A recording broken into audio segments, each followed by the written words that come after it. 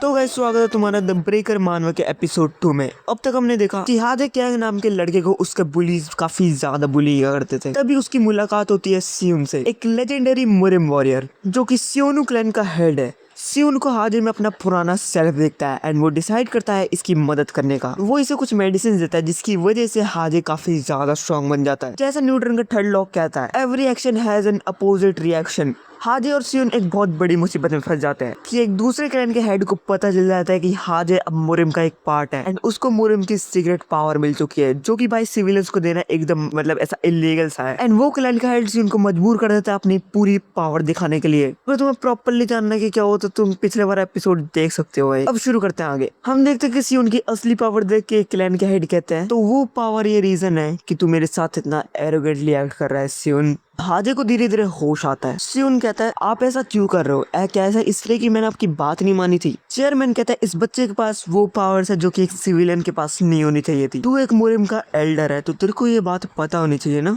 अब सियोन यहाँ पे काफी ज्यादा फंस चुका था तो वो कहता है उसको जाने दो, अगर तुम उसे जाने दो तो मैं तुम्हारा इन्विटेशन एक्सेप्ट कर लूंगा। सियोन की बात सुन के हादे उस पर चिल्लाते हुए कहता है सियोन तुम ऐसा नहीं कर सकते, अगर तुम इनके साथ जाओगे तो तुम्हें मार डालेंगे। तभी चेयरमैन इसको पीछे खींच के इसकी गर्दन पकड़ लेते हैं एंड कहते हैं कि तुझे क्या लगता है तू क्या चीज है? सबसे पहले तो तूने मुरिम की पावर चुरा ली एंड अब तू मेरे सामने झूठ बोल रहा है। ठीक है तो तू मुझे पागल नहीं बना सकते, मैंने तुम्हारी बातें सुन ली थी हंचमैन के साथ। फिर मैं थोड़ा कंफ्यूज होता है, इससे पूछते कि तू क्या कह रहा है। तभी सियोन पीछे से आता है अपनी ये डेंजरस वाली आंखें लेके। बट तभी चेयरमैन हादी के शरीर में बहुत सारे अटैक्स कर देते हैं। हादी कहता है ये क्या हुआ एंड वो सामने देखता है, वो देखता है कि चेयरमैन ने सियोन में भी लाते बजा दी होती है। इससे पहले हादे कुछ कर पाता है, उसे रियलाइज होता है कि वो अपनी बॉडी को मूव नहीं कर पा रहा है एंड ना ही वो कुछ बोल पा रहा है। तभी चेयरमैन सियोन से कहता है तू बहुत ज्यादा कंफ्यूज लग रहा है, तुझे क्या लगता है तू इस सरप्राइज अटैक से मुझे हरा सकता है? सियोन इससे पूछता है कि तूने उसके साथ क्या किया है। ये बताता है कि टेंशन लेने की जरूरत नहीं है, मैंने बस इसके पैरालिसिस और म्यूट चैनल्स दबा दिए हैं जिसकी वजह से थोड़ी देर शांत रहेगा। सियोन कहता है तुम उसे शांत क्यों रखना चाहते हो? क्या आप किसी चीज को कवर अप करने का ट्राई कर रहे हो? चेयरमैन कहते हैं मजाक मत कर, क्या तू सच में ये सब बिलीव करता है कि मैं तेरे को मारना चाहता हूँ, है ना? उनका कहता है एटलीस्ट मैं उसे ज्यादा ट्रस्ट करता हूँ आपसे। मैंने इसकी बातें सुन के काफी ज्यादा गुस्सा आ रहा होता है तो वो कहते हैं साले तू बहुत ज्यादा बोल रहा है क्योंकि तेरे अंदर थोड़ा बहुत क्यों आई है। चल ठीक है मैं तेरे को एक चांस देता हूँ, आ जा लड़ मेरे से। अगर तू मुझे हरा पाया तो मैं इस बच्चे के चैनल्स खोल दूंगा। मैं सोच रहा होता है कि बुड्ढा क्या बात कर रहा है, अभी इसी इतना ज्यादा स्ट्रॉन्ग लग रहा था। देयर्स नो वे बुड्ढा उससे ज्यादा स्ट्रॉन्ग है। बट अभी आधे के सारे भ्रम टूटने वाले हैं। हम देखते कि सियोन इसकी तरफ बढ़ रहा होता है, एकदम से शॉक हो जाता है एंड हादे की फट जाती है। चेयरमैन एकदम से सियोन के काफी ज्यादा पास आके उस पर अपना कराटे चॉप मार चुके होते हैं क्योंकि ऑफ कोर्स सियोन डॉज कर लेता है। तो चेयरमैन कहते हैं मैं देख रहा हूँ तेरे पास शार्प क्यूआई सेंसेस हैं। फिर सियोन इन पे मुक्के बजा देता है। ये कहते हैं ये तो सियोनु क्लैन का क्लाउड बस अटैक है एंड वो अगले पल सियोन को अपने एक एनर्जी टाइप बैरियर से उड़ा देते हैं, पीछे जाके गिरते हैं। ये कहते हैं तुझे क्या लगता है एक ऐसे अटैक से तू मुझे हरा सकता है? सियोन पूरे रेड में भाई इन पे और भी बहुत सारे मुक्के बरसा देता है जिसकी वजह से आसपास का एरिया बहुत ज्यादा तबाह हो जाता है। सारी गाड़ियां पिचक जाती है एंड हादे की दोबारा फटे, इससे हमेशा फटी रहती है भाई। बट सरप्राइजिंगली चेयरमैन इसके सारे अटैक्स को डॉज करे जा रहे होते हैं। हादे यहाँ पे सोच रहा होता है कि भाई यहाँ पे क्या हो रहा है। वो कुछ नोटिस करता है एंड कहता है मुझे समझ नहीं आ रहा सियोन उस बुड्ढे पे इतनी तगड़ी पावर के साथ अटैक कर रहा है बट उन अंकल को कुछ भी नहीं हो रहा है यहाँ पे। ऑलमोस्ट ऐसा कि वो इसके साथ लड़ भी नहीं रहे हैं, बस इसके साथ खेले जा रहे हैं। अगले पल वो सियोन को मुक्का मार के उड़ा देते हैं एंड सियोन स्लाइड करते हुए पीछे आता है। उसको एक और लात पड़ती है कि मारी होती है उसी लड़की ने जिसे सियोन ने उठा के फेंक के मारा था भाई गाड़ी में। सियोन इसे ब्लॉक तो कर लेता है बट वो लड़की कहती है क्या तू सच में चाहता है कि मैं तेरे को मार डालूं? तेरी हिम्मत कैसे हुई चेयरमैन की प्रेजेंस में ऐसा करने की? एंड हम देखते हैं कि इसका चेहरा अंदर से थोड़ा जला हुआ होता है। मैं सोच रहा होता है शिट ये तो वही है जैसे सियोन अभी लड़ रहा था। पहले सियोन को उन अंकल से लड़ने में काफी ज्यादा दिक्कत हो रही थी और अभी ये भी आ गया है। सियोन इन दोनों से कैसे लड़ेगा भाई? तभी चेयरमैन इसको काम डाउन होने के लिए बोलते हैं एंड सियोन से कहते हैं कि तू रुक क्यों गया, लड़ता रहे हमसे। उसकी तरफ बढ़ रहे होता है एंड एकदम से वहां से गायब हो जाते हैं। दोनों शॉक हो जाते हैं एंड सियोन देखता है कि वो उनके बहुत ज्यादा पास आ चुके हैं। ऑलमोस्ट सियोन के मुंह पे मुक्का लग ही जाता है बट वो रुक जाते हैं एंड बहुत डरावनी लुक के साथ कहते हैं तुझे डर तो नहीं लग रहा ना? हादे यहाँ पे खड़ा होकर सोच रहा होता है कि अभी भी क्या हुआ, इतनी जल्दी कैसे मूव करा। बट तभी हमें डायरेक्टली बताती है ये इसे कहते हैं फैंटम फीट। इन लोगों ने इस चीज को पहले नहीं देखा है, उन्हें चेयरमैन की फुट टेक्निक एक जादू की तरह लगती है बट ऐसा नहीं है। चेयरमैन एक्चुअल में काफी ज्यादा स्ट्रॉन्ग है। वो सियोन थोड़ा एंड में कहते हैं तुझे समझ आ गया ना कि तेरी पावर्स मेरे सामने कुछ भी नहीं है। जिस तरीके से तू डायरेक्टली से लड़ रहा था, इससे लगता है कि तू सिर्फ शियोनु क्लैन का मार्शल आर्ट यूज करता है। भले ही शियोनु क्लैन का मार्शल आर्ट काफी ज्यादा अच्छा है, बट शियोनु क्लैन के मार्शल आर्ट्स का मेन फोकस होता है एजिलिटी पे। एंड तुम्हारे क्लैन के सेकंड इन कमांड ने इस चीज में हाईएस्ट लेवल अचीव किया था। बट दिक्कत ये है कि तेरी बॉडी में जो एनर्जी फ्लो कर रही है वो ह्योनवोन क्लैन की क्यूआई टेक्निक का यूज करके बनाई गई है। बट ह्योनवोन क्लैन का मार्शल आर्ट सबसे ज्यादा प्रायोरिटाइज करता है ट्रांसक्वालिटी को। तभी चेयरमैन अपनी जेब से अपना हाथ बाहर निकालते हैं। ये टेक्निक काफी ज्यादा स्मूथ और एक्सट्रीमली स्लो लगती है देखने पर, बट एक्चुअल में तभी वो अपने हाथ का यूज करके हवा में एक ब्लास्ट कर देते हैं। कहता है कि इसमें बहुत ज्यादा ताकत भरी हुई है। यहाँ पे वो ह्योनवोन क्लैन के मार्शल आर्ट्स की बात कर रहे हैं। फिर वो बहुत सारी एपिंग करते हैं जो कि मैं तुम्हें शॉर्ट में बताता हूँ। वो बताते हैं कि मार्शल आर्ट स्टाइल्स कॉम्बिनेशन होता है QI techniques and martial art techniques. तो भले इस दुनिया में किसी के पास सबसे बढ़िया QI techniques and martial art technique हो, पर फिर भी तुम्हारा मार्शल आर्ट स्टाइल कंप्लीट नहीं होगा अनलेस तुम इन सब के बीच में एक बैलेंस क्रिएट करके रखो। इसी वजह से बहुत सारे मार्शल आर्ट सेक्टर्स दोनों क्यूआई टेक्निक्स और मार्शल आर्ट टेक्निक्स को एक साथ सीखते हैं एक समय पर। तो वहीं दूसरी तरफ हाथी सोच रहा होता है ये क्या कर रहे हैं भाई, मेरे को कुछ समझ नहीं आ रहा। मेरे को लगा था इस स्यून को मारने वाले, बट ये इसे पता नहीं क्या समझा रहा है। चेयरमैन स्यून से कहते हैं तो अगर तेरे को एक प्रॉपर मार्शल आर्ट स्टाइल सीखना है तो ज्यादा बकवास न करते हुए मेरा डिसिपल बन जा। हाथी कहते क्या डिसिपल, ये क्या बात कर रहे हैं, अभी तो मारने वाले थे इसे। स्यून कहता है मुझे इस बारे में पहले से पता है सर, मुझे पता है कि मेरी क्यूआई शियोनु क्लैन के मार्शल आर्ट टेक्निक्स को मैच नहीं करती है। मैंने कहता तो फिर फालतू में यूज क्यों करता है। सियोन कहता है क्योंकि मैं शियोनु क्लैन का हेड हूँ सर, एंड मैं अपने क्लैन के मार्शल आर्ट को अबेंडन नहीं करना चाहता, ना ही अब और ना ही थोड़ा सोचते हैं। कहते हैं ये पागल बच्चा, मैंने तेरे को एक्सप्लेन करने की ट्राई की थी। सियोन कहता है मैं आपके एडवाइस को अप्रिशिएट करता हूँ सर। बट तभी चेयरमैन एकदम से शॉक हो जाते हैं कि सियोन भी उनकी तरह वहां से गायब हो चुका होता है। एंड वो भाग के हाजी के वही चैनल्स जो उसने बंद करे तो उन्हें खोल देता है। सियोन चेयरमैन से कहता है कि चार्जिंग एक बहुत ज्यादा बेसिक फुट टेक्निक है, मैं तो ऑलमोस्ट ये भूल ही गया था कि मैंने सीखी हुई है। थैंक्स, आपने मुझे याद दिला दिया। डायरेक्टली यहाँ पे खड़ी होकर सोच रही होती है क्या ये भी फैंटम फीट को यूज कर सकता है। सियोन हाजी से कहता है कि क्या तुम ठीक है, तू मुझे पहले कुछ बता रहा था, जल्दी बता। फिर वही बताता है कि जब ये गया हुआ था इसके बंदों ने उस पर अटैक कर दिया था एंड हमें मारने का ट्राई किया था। सियोन हाजी से पूछता है कि तेरे को कैसे पता कि वो इसके बंदे थे। ये बताता है कि मेरे को जीनी ने बताया था। वहाँ पे एक मूंगी माँ नाम का बंदा था, जीनी ने बोला था कि वो इस बुड्ढे के लिए काम करता है, और वो तो जीनी को ऑलमोस्ट मारने वाला था चक्कू से। सियोन इसकी बात सुन के चेयरमैन से पूछता है एंड कहता है अब आप बोलो, अब आप क्या कहोगे सर, क्या ये सच है। चेयरमैन कहता है ये सब बकवास है। पहले तो इस सिविलियन के पास एक मोरिम की पावर है, और दूसरी बात ये मेरे पे ऐसे गंदे इल्जाम लगा रहा है। हादी कहता है इस चीज से क्या फर्क पड़ता है कि मैं एक सिविलियन हूँ, तो उसका इससे क्या लेने देना। चेयरमैन कहते हैं प्रेजेंट बट इनविजिबल, ये वही अनब्रेकेबल एग्रीमेंट है जो मुरिम ने इस दुनिया के साथ बनाया था ताकि दोनों वर्ल्ड एक दूसरे के साथ एक दुनिया में एग्जिस्ट कर पाए। एंड जो भी इस रूल को तोड़ता है तुम्हें पता है उसको डेथ की सजा मिलना बिल्कुल नॉर्मल है।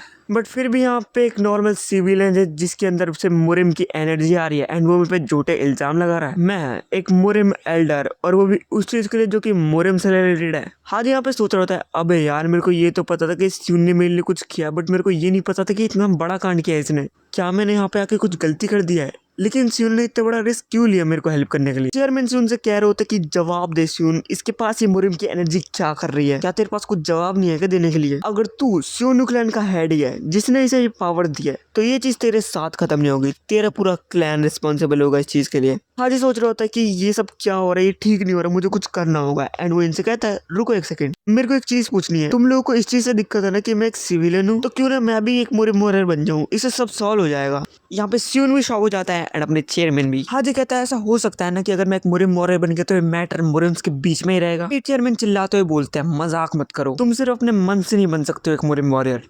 एक मुरिम वॉरियर बनने के लिए या तो तुम्हें एक मुरिम फैमिली से होना चाहिए या फिर तुम्हें एक यंग एज में एक मार्शल आर्ट सेक्टर ज्वाइन करना पड़ता है। तुम्हारा इस एज में एक मुरिम वॉरियर बनना एकदम इम्पॉसिबल है। तभी सियोन इसकी बात काटते हुए बोलता है कि ये पॉसिबल है, मैं भी इसकी एज का था जब मैं एक मुरिम वॉरियर बना था, तो ऐसा हो ही नहीं सकता कि मुरिम वॉरियर ना बन पाए। एंड वो इस बुड्ढे से कहता है सुनो सर, अब से ये लड़का शियोनु क्लैन का मेंबर है, तो हम डिसाइड करेंगे कि इसका मुरिम वॉरियर बनना फालतू है या फिर नहीं। समझ में आई? और सर आपकी बारी है, आपने अपने बंदों को मुझे मारने के लिए क्यों भेजा था? सियोन इसको देखता है एंड ये सियोन को देखता है। फिर चेयरमैन कहते हैं मैंने बहुत सुन ली तुम्हारी बकवास, और पहली चीज मैं तुम्हें मारने की कोशिश क्यों करूंगा, पागल है क्या? सियोन कहता है तुम्हारे लोगों ने इसे मारा था, अगर आपके पास कुछ हाइड करने के लिए नहीं है तो आपके लोगों ने इसे क्यों मारा? मुझे पता था कि आपके शियोनु क्लैन के साथ हालात ठीक नहीं चल रहे हैं, बट फिर भी मैंने आपके साथ यहाँ पे आने के लिए एग्री किया, बट मैं पागल था कि मैंने आपसे इतना सब कुछ एक्सपेक्ट किया था। चेयरमैन इसे समझाने की कोशिश कर रहे होते हैं, बट सियोन की बात काटते हुए बोलता है सर क्या आपको सच में लगता है कि मैं बात करने के मूड में हूँ? अगर आपको बात करनी है तो आपको मेरी डेड बॉडी से बात करनी होगी। एंड ये बोलते हुए सियोन इतना ज्यादा डेंजरस ऑरा दे रहा होता है। तभी डायरेक्टली चेयरमैन से कहती है कि हमने डार्क नॉर्थ स्टार यानी अपना वो मूंगी माँ को कॉन्टेक्ट करने का ट्राई किया था, बट वो आंसर नहीं दे रहा है और सियोन न्यूक्लियन सिटी में सर्च कर रहे हैं स्टॉर्मी वेव सेक्टर के अपीयरेंस की वजह से। ये हमारे लिए सही नहीं जा रहा है सर। चेयरमैन को बहुत ज्यादा गुस्सा आ जाता है एंड उसका गुस्सा भाई हाजी को पता चल रहा होता है। ये बुढ़ा कौन है भाई, इसके अंदर से इतना डेंजरस और क्यों निकलना चालू हो जाता है। Hi guys, it's Jihan meditating here.